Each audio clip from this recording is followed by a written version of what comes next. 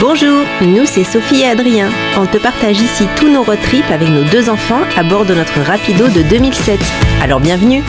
Dans la vidéo précédente, on vous avait laissé sur notre spot de nuit où l'on s'était bien embourbé. Et malgré nos efforts, nous n'avons pas réussi à sortir le camping-car de la boue. D'ailleurs, si ça vous est déjà arrivé, n'hésitez pas à nous donner vos conseils en commentaire.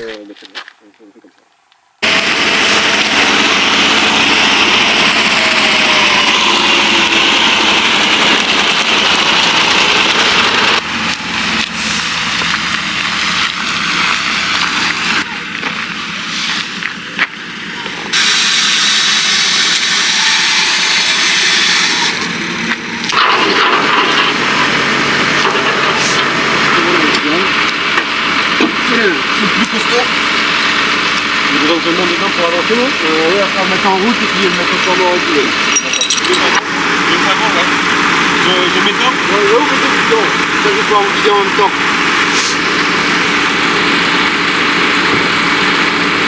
Je vais mettre une braque à fond directement.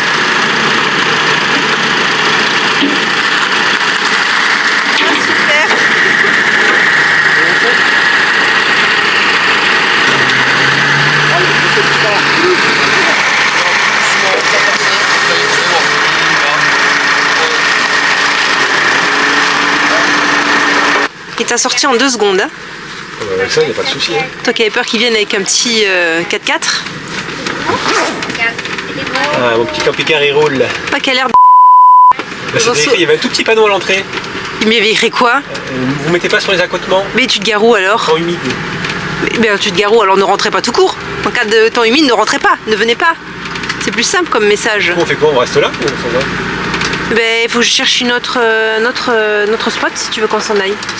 Mais là, vu l'heure qu'il est, je pense que les enfants sont fatigués quand même. Du coup, on va rester garé là. Alors, regardez, on est à l'entrée là de l'air du camping-car park. Et on va pas bouger. Parce que là, finalement, on va pas changer de spot parce que c'est déjà 21h et quelques. On n'a pas mangé. Pour les enfants, c'est trop tard, quoi. Donc, on va rester là. Ouais, ben, on s'en souviendra de cette soirée. Voilà. Bon, regardez, fin de la galère. On avait quand même fait une bonne tranchée là. Fin de la galère du soir. Je vais récupérer les plaques là qui ont servi absolument à rien d'ailleurs. Où est-ce qu'elles sont? Voilà une. Ça, de la grosse merde. C'est plein de boue. La deuxième, elle est où? La deuxième, elle est carrément défoncée. Elle n'a pas résisté. Oh, quel truc. Allez hop. Je vérifie qu'il n'y a rien n'est bougé dessous parce qu'en fait on était carrément embourbé jusqu'au limite jusqu'au bac d'eau grise là. En fait même le pont arrière là, il reposait sur le sol. Donc a priori ça a l'air bon. Après c'était bon, c'était plus de l'herbe mais bon. A priori il n'y a rien de cassé.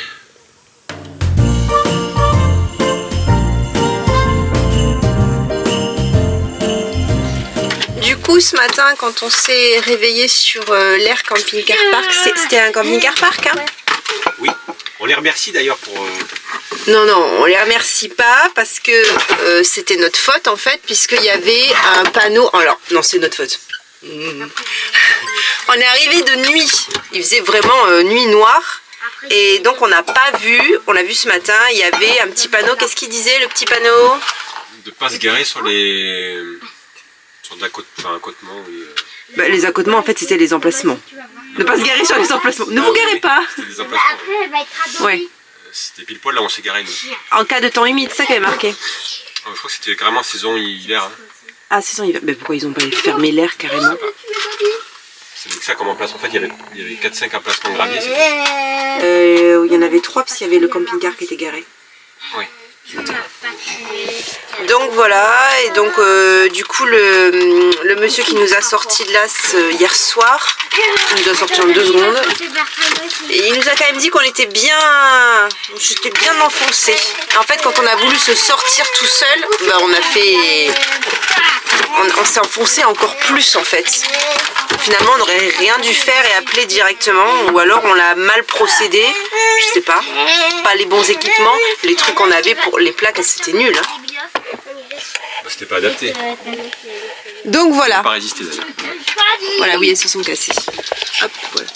Donc voilà, là ce matin, on est à Chambord. Je sais pas si on peut le voir. Je sais pas si vous verrez. Là-bas, il y a Chambord. Donc on est sur le parking de Chambord, parking camping-car. Donc le parking camping-car de Chambord, vous pouvez y dormir autant de nuits que tu veux. Hein. Non, je crois que c'est limité. Ah, c'est limité. À 1 ou 2 nuits, il me semble. Bon, donc 2 nuits, je me rappelle plus. C'est payant, tu as payé combien? On n'a pas encore payé, mais je crois que c'est à peu près. Je crois que c'était 12 €. D'accord. Le 24 heures. D'accord. Vous êtes à 3 minutes à pied du château, il n'y a pas de service. Par contre, alors nous on n'y dort pas ce soir parce qu'on va aller faire un autre château. Attends, je me rapproche, regarde, tu es trop loin de moi. On n'y dort pas ce soir parce qu'on va aller faire un autre château.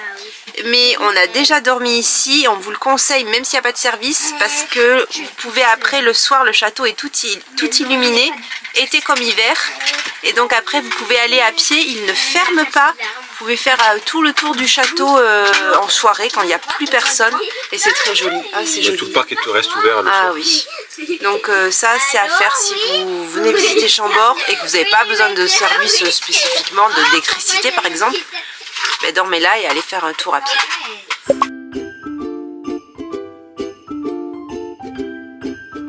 Construit sous le règne de François Ier, le château de Chambord est l'un des plus connus et emblématiques de France. Les travaux commencent en 1519 et s'étalent sur plusieurs décennies mais ne seront jamais terminés.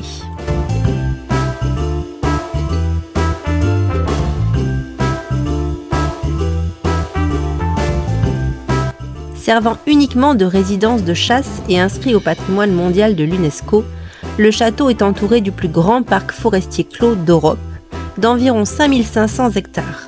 Aujourd'hui, il est géré comme une réserve naturelle.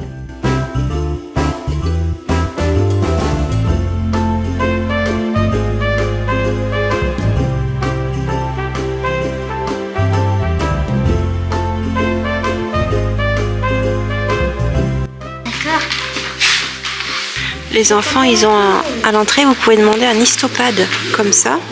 Vous devez scanner, ça vous reconstitue les pièces. C'est ça, Arthur? Et voilà, c'est les mêmes pour les enfants et pour les adultes. Ils parlent? Bah oui, il est censé, c'est un casque qui entend de la musique. Moi, je m'en...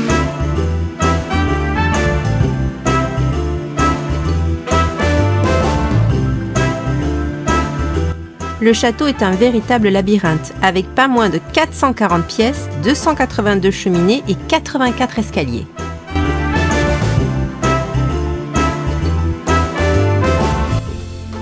Pendant la Seconde Guerre mondiale, des œuvres d'art du Louvre dont la célèbre Joconde ont été mises à l'abri dans le château de Chambord pour les protéger des bombardements et des pillages.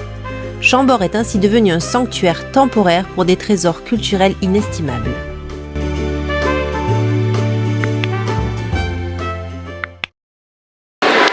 Alors une anecdote à savoir sur le château de Chambord, il n'a jamais été habité parce qu'il est tellement immense qu'il était inchauffable, donc il ne s'en servait que pour la chasse.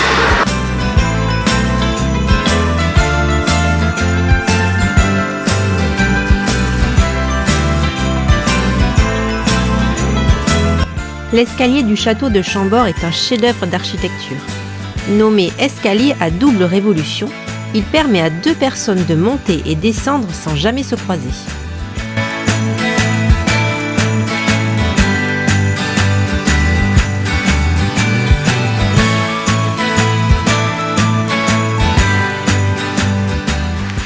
On est arrivé au château de la Ferté-Saint-Aubin. Et comme je suis pas fou, alors on s'est garé sur les graviers. Et surtout pas dans la boue. On évite la boue. La boue, regardez. C'est mal. On est au château de la Ferté-Saint-Aubin et pour les fêtes de Noël, alors ce château est spécialisé dans les escape games et là pour les fêtes de Noël il y a un escape game spécial Père Noël faisable en famille avec les enfants en bas âge. Oui, Choupinette. Et donc on va vous montrer, donc c'est un jeu d'enquête. Le Père Noël est ici et vous attend. Et il a surtout besoin de votre aide puisque ces lutins farceurs ont fait une pagaille au château. Tout est sans dessus dessous. Well, I'm all for Christmas, all the happy smiles and the wishes, and I want it. Le château de la Ferté-Saint-Aubin a été édifié en 1590 par Henri de Saint-Nectaire, ambassadeur de Louis XIII. Aujourd'hui, c'est une propriété privée ouverte au public. En été, n'hésitez pas à profiter de son grand domaine avec ses jardins, son étang et ses jeux pour enfants. Warm as soon as you remove that snow. Whatever we do, we will be alright. These holiday wonders. Parmi tous ces portraits, celui d'une femme particulière imposante se cache. Elle travaillait au château dans le numéro 1930 et a tout appris au lutin cuisinier.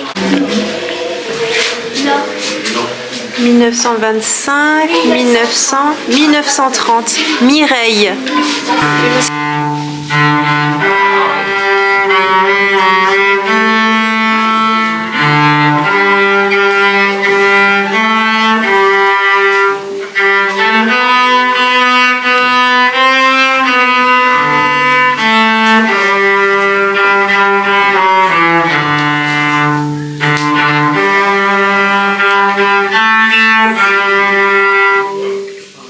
La visite du château est toujours ludique et immersive. On peut y visiter une quinzaine de pièces entièrement meublées et une sublime cuisine d'époque encore en activité avec des démonstrations culinaires et des dégustations offertes. Tout bon? Je vous donne un sachet de graines magiques à donner au Père Noël. À côté, il y aura du chocolat chaud qui est offert et je vais vous laisser prendre une petite baleine ici. Oh!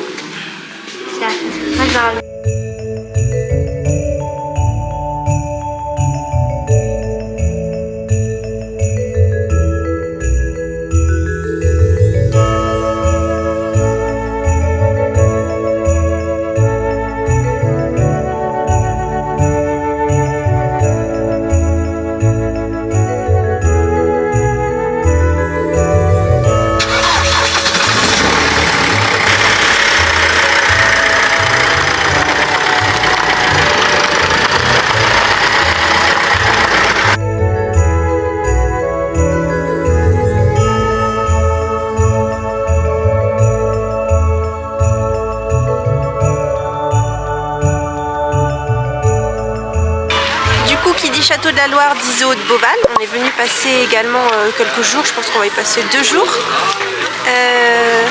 Donc là vous allez voir le zoo de Beauval pendant la période des fêtes, c'est magnifique, tout est illuminé, regardez. Et il y a plein d'animations, de jeux pour enfants qu'il n'y a pas en dehors de la période des fêtes, comme celle-ci par exemple. Donc, je vais vous en parler tout à l'heure, c'est un jeu d'enquête avec les lutins farceurs du Père Noël. Ça dure jusqu'au 5 janvier. Voilà. Par contre, je pense que ce qui va être le zoo, je vais vous faire une vidéo dédiée au zoo avec toutes les informations pratiques pour préparer votre séjour ou votre visite. Là, je vais vous parler dans cette vidéo uniquement des choses qu'ils font pendant la période des fêtes.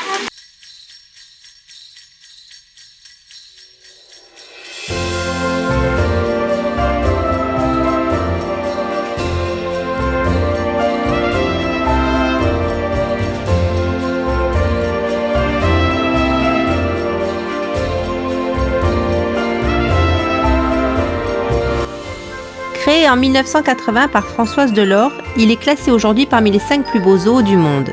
Initialement, c'était un parc ornithologique qui au fil des ans s'est agrandi et accueille aujourd'hui les animaux du monde entier.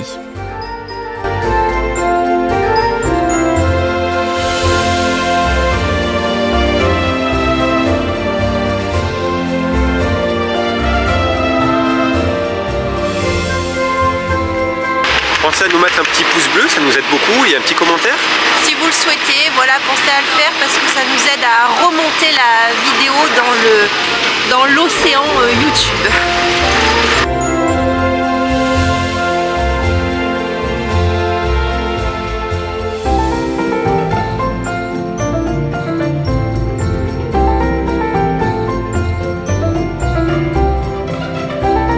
parc abrite plus de 35 000 animaux et environ 800 espèces différentes. Le zoo est connu pour ses infrastructures impressionnantes comme le dôme équatorial ou le téléphérique, mais également pour certaines espèces que l'on vient admirer de partout comme les pandas géants.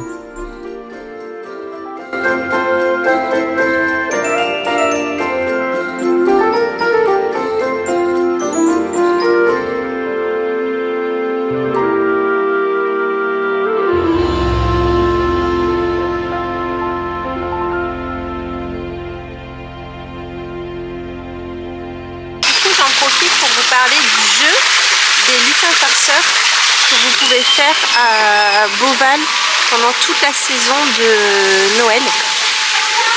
Vous avez des petites cartes comme ça où en fait ils ont caché à l'intérieur du zoo une douzaine de lutins farceurs qui font des petites bêtises. Donc le but c'est que pendant que vous visitez le zoo, vous cherchez les petits lutins et vous notez sur la carte la bêtise accompagné de l'indice qui va avec, et à la fin les enfants ont une récompense. Le jeu coûte 7 €, c'est un jeu par enfant. Nous on l'a déjà fait l'année dernière, c'était vraiment sympa et là c'est pas le même que l'année dernière donc on est bien content. Par contre il faut réellement visiter tout le zoo. Si vous venez qu'une journée, je trouve ça un peu short, ça veut dire qu'il faudrait tout faire au pas de course. Je vous conseille 2 jours minimum. Alors certes c'est 7 € par enfant, mais si la récompense est comme l'année dernière, c'est bien. C'est une jolie récompense, c'est pas... C'est trop fort.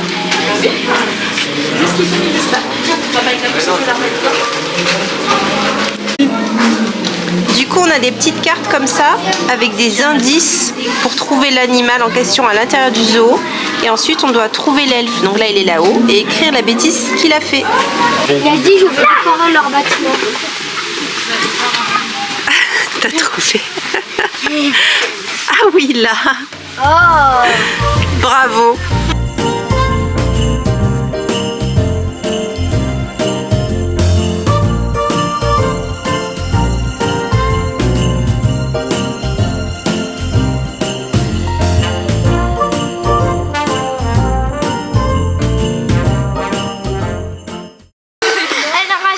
On a terminé le jeu des elfes. Et là on va aller à la maison Beauval Nature pour aller échanger notre code secret qu'on a trouvé contre une petite récompense.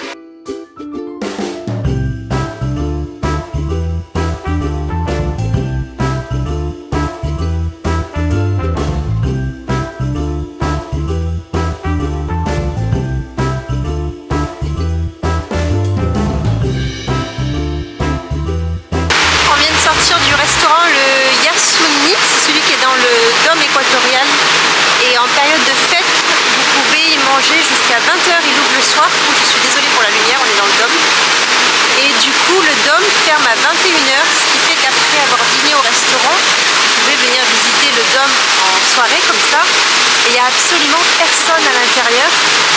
C'est génial, vous voyez, il y a derrière moi les allées. Ceux qui sont déjà venus au zoo, des allées vides dans le dôme c'est très rare. Donc ça c'est un bon plan, non seulement le restaurant et le menu c'est très bon en période de fête, c'est un buffet à volonté spécial fête. Et en plus après vous avez comme là des allées complètement vides. Well, I'm all for Christmas. All the happy smiles and the wishes. On espère que la vidéo vous a plu et que vous avez passé de belles fêtes. N'oubliez pas le petit pouce bleu si vous le souhaitez, ainsi que le commentaire pour nous aider. Et on vous dit à très vite pour la prochaine vidéo. Salut! One thing, is there anything that you're missing? I will keep you warm. So you thought you got it made for easy living, slipping out the back door. But it's not what you're made for, and there's nothing that is too late for.